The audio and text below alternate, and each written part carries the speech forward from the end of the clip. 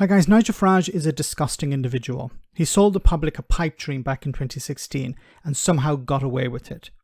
I'm still shocked to this day that farmers and fishermen haven't protested outside his house or his place of work over the lies he sold them to get them to vote for Brexit. But Farage's ability to avoid criticism from the public is somewhat legendary, as he's capable of selling one flavour of snake oil right after another. Farage, I've said before, has mastered the art of pretense. He can sound like he cares, that he's talking to ordinary people, talking about their dreams and their fears, but providing a solution.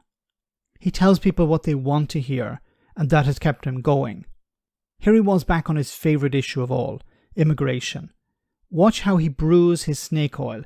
It's a beautiful thing to see in a grotesque sort of way.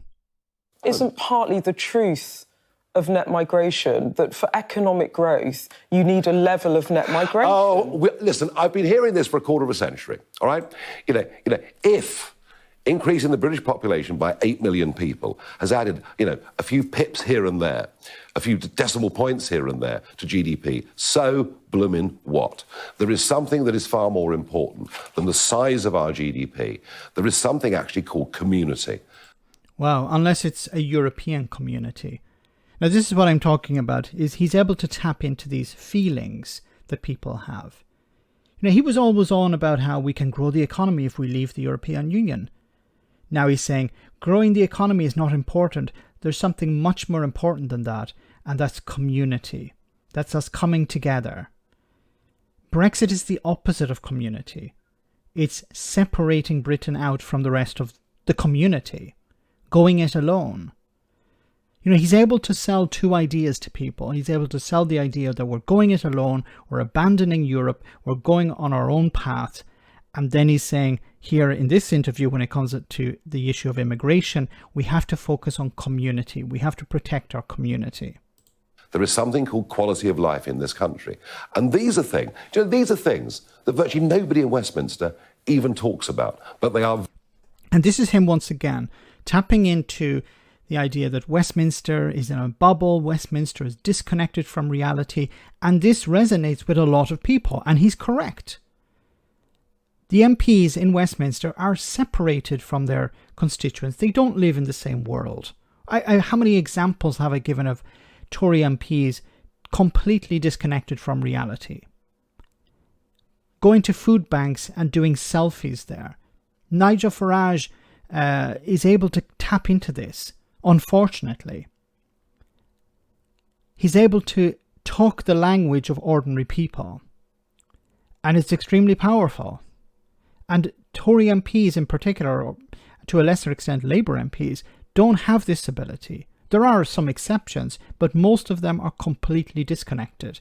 And he's pushing against an open door here, because it's a case of, I'm telling you what you already know. And if I'm telling you what you already know, and I know that you're going to agree with me, it's much easier for me to get that message across. Very keenly felt outside the M25. But you made it sound so simple in that referendum campaign, and it wasn't simple, was it? It was never going to be simple. You made it look like it was going to be a simple thing to do. Well, what you do... And it was never going to be simple. On the morning of the 24th of June, 2016, you trigger Article 50, you begin the process. No one's saying it was going to be simple, but we made it very, very difficult because we had a government full of Remainers who didn't believe in it. And to be honest with you, there's nobody more disappointed than me in what this government's done. I'm furious. I would have loved to have been in a position of responsibility, but And here is the lie. Of course he didn't want to be in a position of responsibility, but he knows the people who still support Brexit wanted him in the position of responsibility. Of course, if he had been in the position of responsibility, he wouldn't have taken any responsibility. Look at his track record when he was a member of the European Parliament. He hardly attended any meetings. What was the point of him being there? He was just a heckler. He wasn't there to reform the EU, to make it better. He was there to heckle, to cause trouble, to wave his little flag. That's what it was about. It wasn't about making things better for British citizens who were members of the European Union. He didn't go there and say, okay, I'm going to reform this place, I'm going to make it better. No, he went there to distract. And of course he knew he would never be in a position of power, so it was easier for him to stand on the sidelines and just distract. And he's been doing it for a long time. But I wasn't.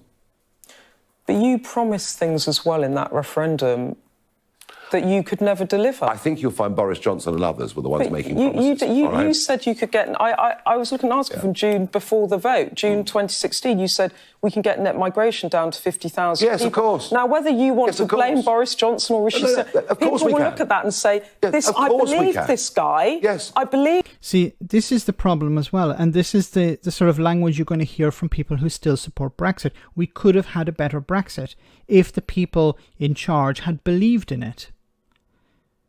You know, we're down the road of cult, religion.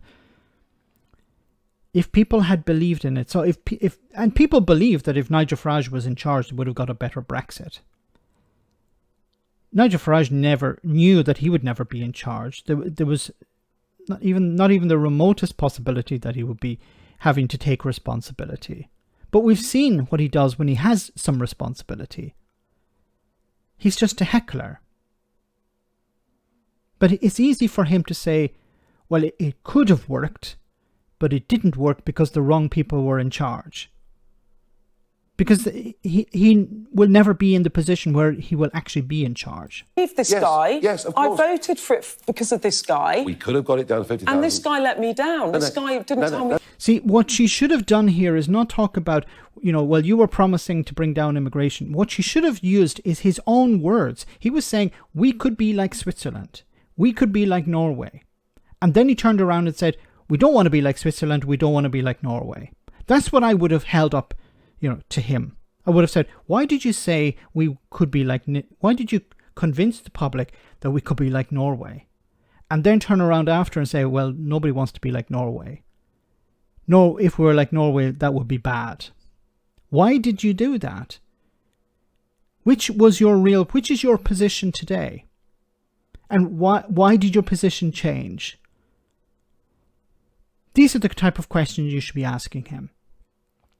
You could ask him about fishing. You could ask him about farming. But then he will separate himself from that by saying, it's nothing to do with me. I could have got a better deal. The problem is Boris Johnson got a bad deal. So it's easy for him to say, well, this is the Brexit that I sold people. And it was possible. Of course it wasn't. But he can say it was possible because we don't have another universe to run to test that theory. No, I wasn't. If they put me in charge of it, we'd have got to 50,000 a year. No question about it, but they didn't.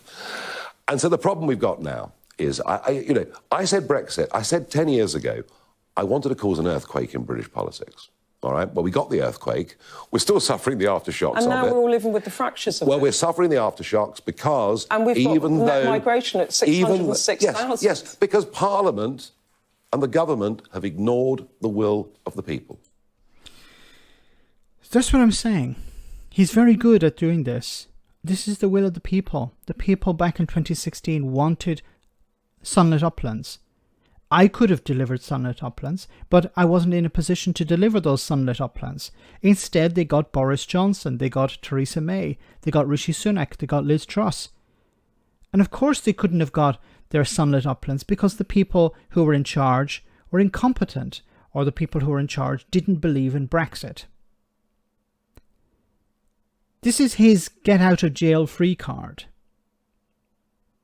And unfortunately, it works. He can continue to say this, and his support base and Brexiteers will believe it. If only Nigel had been in charge, we could have got the real Brexit. They've ignored what was said in that Brexit referendum. And so now, a bigger question emerges as to how we're going to change politics in this country. And of course, his next snake oil is Reform UK. Now, at the moment, he's not leading the charge. He's put his deputy in charge, Richard Tice, former deputy of the Brexit Party. But the next step, I think, for him is bringing immigration back as an issue. It's not that important for most people, but he wants to make it a big issue. And if he can do that, then it may be possible for him to I don't know if he truly believes that Reform UK can win seats in the House of Commons, but I don't believe that's the goal. The goal is to push the Conservatives further to the right. And it has succeeded. He was able to convince the Conservatives to back Brexit. He was able to convince the Conservatives to start talking about immigration. Stop the boats. It's almost something ripped out of a UKIP pamphlet. So he is a case of a tail wagging the dog, but he's very good. I completely despise him as an individual, but he's very good with his narrative. He's very good at weaving this idea and planting it in people's minds that, you know, I'm with you. I'm talking your language. I'm the good guy. And unfortunately it works, but it needs to be countered. Let me know in the comment section, guys, what you think. As always, your comments are greatly appreciated. Thanks a lot.